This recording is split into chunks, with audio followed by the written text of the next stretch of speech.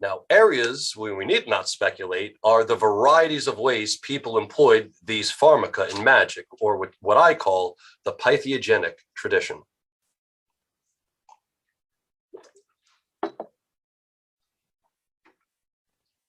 Perhaps the most popular way that psychoactives were used outside the temples was in the concoction of love potions, referred to as pocalamatoria in Latin and philtron in Greek.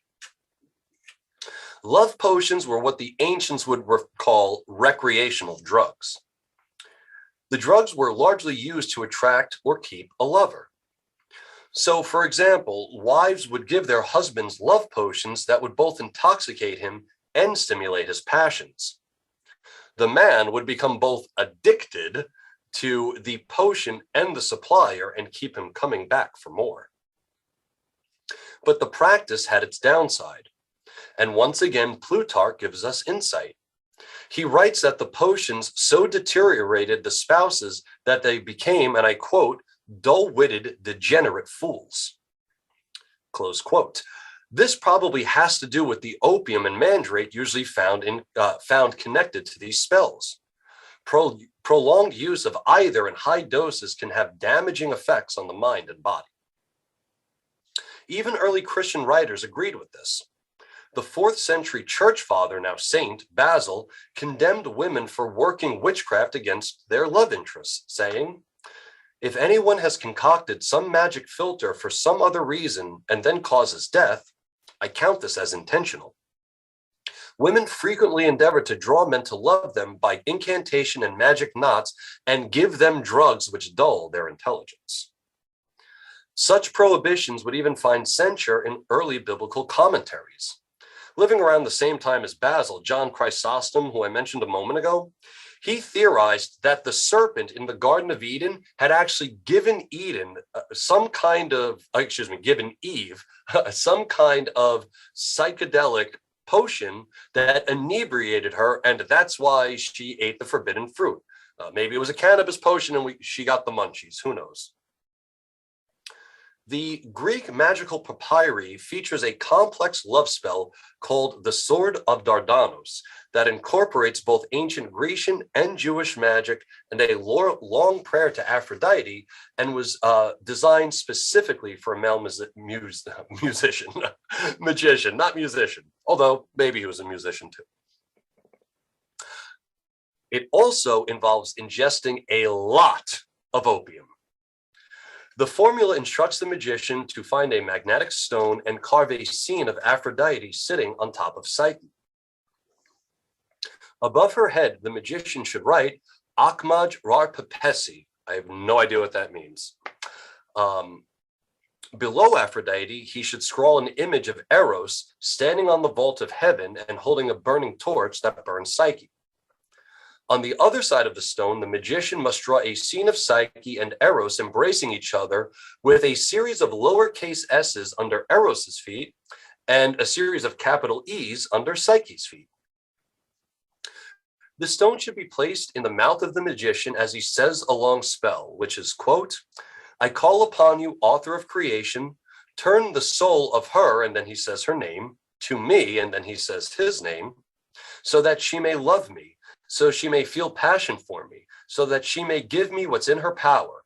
Let her say to me what is in her soul, because I have called upon your great name." A gold leaf should then be inscribed with angelic names of the Hebrew mystery traditions: Thoriel, Michael, Gabriel, Oriel, Misael, Iriel, and Israel. The leaves are then fed to a partridge, which should then be killed and worn around the neck. So you're literally wearing a dead bird around your neck for the spell. You know, that probably would have went over really well with the mid-90s Norwegian black metal scene. They used to literally put dead animals in bags and inhale the bag so that their breath would have death on it when they sung, before shows. Fucking crazy Norwegians, Jesus. Anyway, yeah. Our punk scene at the time had nothing on that.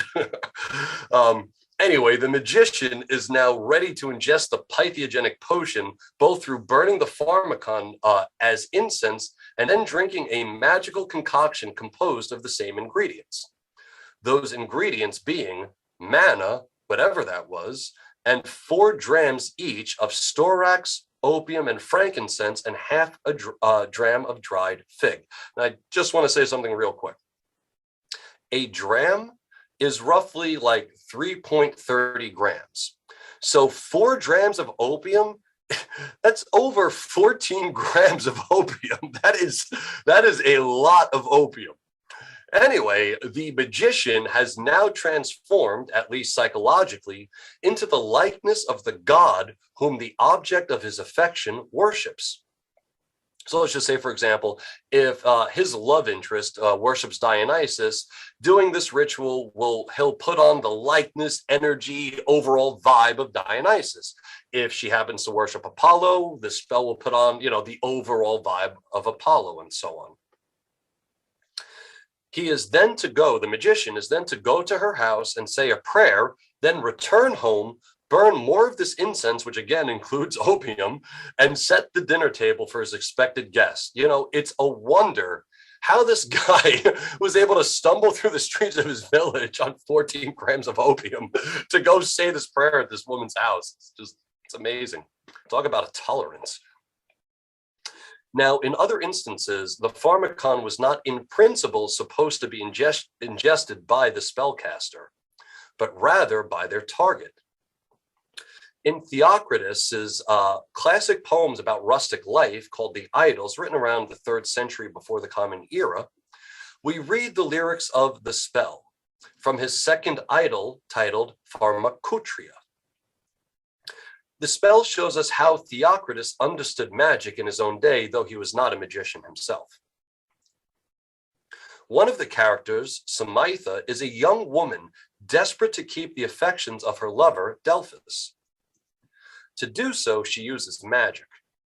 First, Psykydelik calls out to Hecate to render her love potions, and I quote, no less powerful than those of Circe, Medea, or blonde Paramede, close quote.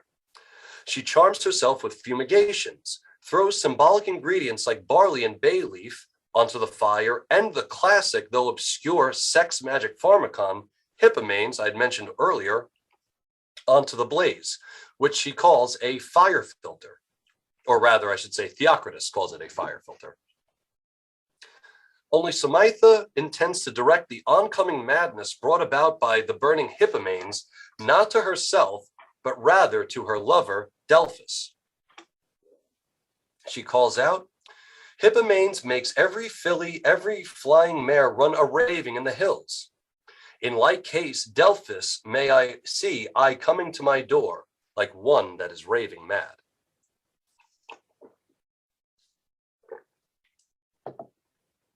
So this is when later on, in Roman law especially, when the legal arms of the state start to crack down.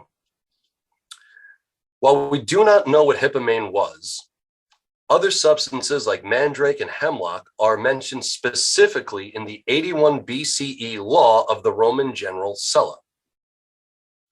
The 2nd century Roman rhetorician Quintilian resolved that if pocula amatoria or other love potions caused illness, madness, death, or all three, the supplier should be charged as a criminal. Quintilian grants us one of our earliest associations between drugs and other magic in the form of a question when he asked whether magical crimes and drug magic ought to be called by the same name. He was concerned with how these crimes should be defined in the Lex Cornelia for purposes of punishment. The Roman jurist Julius Paulus Prudentissimus, writing at the end of the 3rd century of the Common Era, warns in Book 5 of his Opinions of Julius Paulus, persons who administer potions for the purpose of causing abortion or love philters, even if they do not do so maliciously, still, because the act affords a bad example, shall, if of inferior rank, be sentenced to the mines. If of superior rank, they shall be relegated to an island after having been deprived of their property.